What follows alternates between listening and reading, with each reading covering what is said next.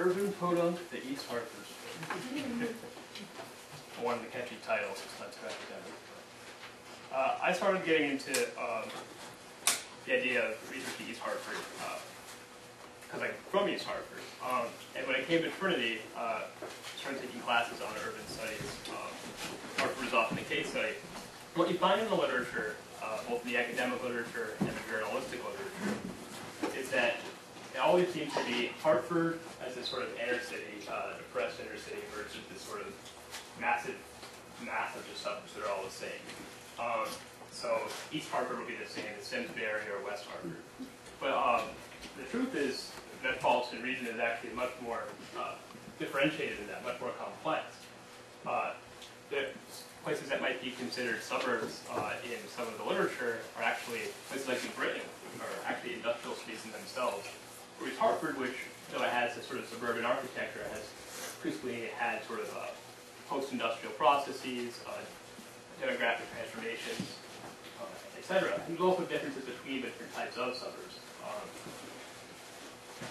And part of the problem is that the region isn't really conceptualized as this sort of one map with all this going on. There's so many different definitions of the region that it sort of creates this environment where it's just easier to sort of look at Hartford versus the major suburbs.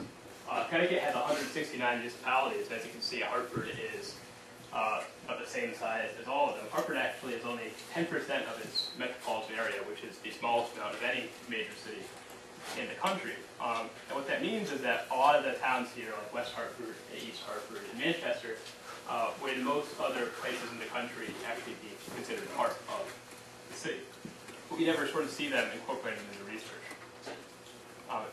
In fact, actually, East Hartford, West Hartford, and Manchester were initially part of Hartford, in the green there, when it was founded. Actually, there's sort of this legend that in New England we've always had this sort of town-based government, very local. But that actually didn't happen until the 1700s, for the most part, the late 1700s. When it was first founded, the Connecticut colony was basically a regional entity. Not only were the towns much larger, particularly when you consider that it would probably take several days to sort of cross a lot of these towns, but it was actually tended to be ruled as more of the state than these towns themselves. And it's not just that Hartford is sort of differentiated today, that today it's not representable as a sort of city versus the suburbs. It's always sort of had a sort of strange relationship with the rest of its region. So in the year 1800, this is a population density map, 1 dot equaling 50 people. You can't even tell what Hartford is. The population density is ubiquitous throughout. That's because for the first several hundred years, Hartford was the same density as the rest of the town. It was all agrarian. It is true that once you get to the end of the 19th century, Hartford sort of becomes the center of a sort of metropolitan region, although you do see some urbanization in places like New Britain. So that sort of ends very quickly. By 1910, you're seeing extreme urbanization in places like New Britain, Bristol, Manchester, and it's no longer the case that Hartford is a sort of concrete center of the city region. By the 60s, you're seeing so much urbanization that most people are actually living outside of the city of Hartford. And by 2010, you almost have sort of density convergence, where it's once again hard to tell where Hartford is because there's simply people living in so many different parts of the density. So, East Hartford. I should probably put this map up, but the reason I'm interested in East Hartford is because I think it's really representative of many very interesting processes in the region that you don't typically see in the discourse on Hartford. And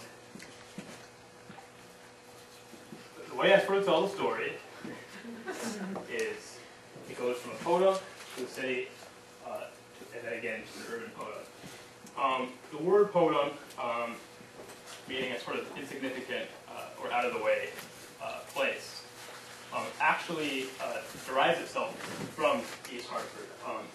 Originally, the sort of Podunk Indians had lived in East Hartford, at least partially. I'll get into that in a bit.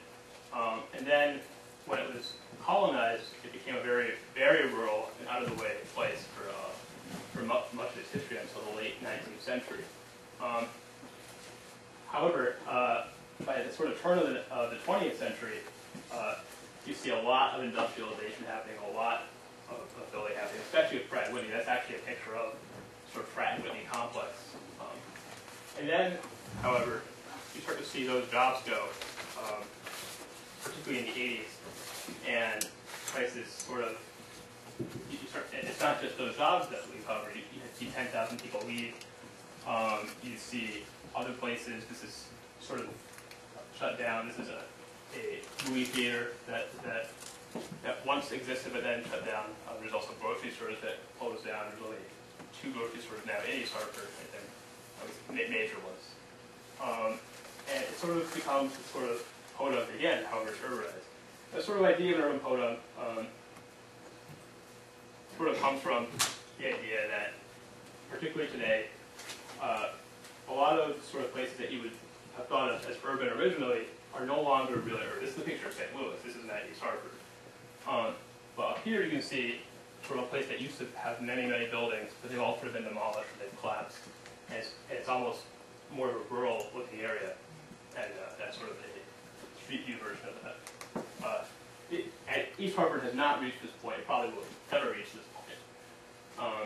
But the idea is that places that have been built up can basically become insignificant once again, even if they've been extremely important industrially and urbanly, as in the case of East Hartford. So, start with talking about the Podunk Indians. The Podunk Indians were sort of the tribe that lived in East Hartford. This is sort of their main distribution, this being the MSA line. They didn't live in East Hartford in the sense that they had one village there. They lived as sort of nomads all throughout the region. And at certain times, such as the summer, they lived in East Hartford, right around here. And at other times, particularly in the winter, would go away from the river. And places that made more sense for those seasons. What happened was they were actually a relatively insignificant tribe themselves, and most people don't know about the Podunks today because they sort of just dropped off the map in the 1700s. What happened is they went to Boston, they attracted some colonists up there to come down to Hartford because they wanted to be protected from other Native American tribes that were attacking them, and they thought that having the white settlers there would help keep them alive.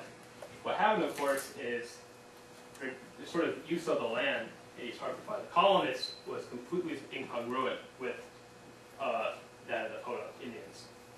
So once you start to see property, things put into property so that people can only enter it if they own the property, the Podunk sort of nomadically of life would go from place to place depending on what's sort of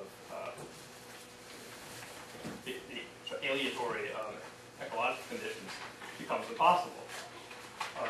So they sort of start to die out or just dissolve. And what happens is East Hartford becomes a different kind of podunk. Instead of the home of the podunks, it becomes a podunk. And the reason for that is it's never really this concrete entity. It's sort of this, the eastern half of Hartford. There's many different villages. You can't really see them on this map, but you actually have villages in the east. Right here, and crossing this sort of vast river, the Hockanum River. All the way down here, you see Hockanum, very far away from them. So it's never really this place. And you'll also see sort of early industrial sawmills and such on the Hockanum. It was a very sort of rugged rural place. Now what happens is, in the 1800s, people start to sort of not want East Hartford to be a podunk. So I call this sort of de-podunkification process. So in 1881, this sort of, the New York and New England Railroad puts its freight yard in East Hartford and sort of drives a sort of wave of industrialization. At this point, it's still a mostly rural town, although it's becoming more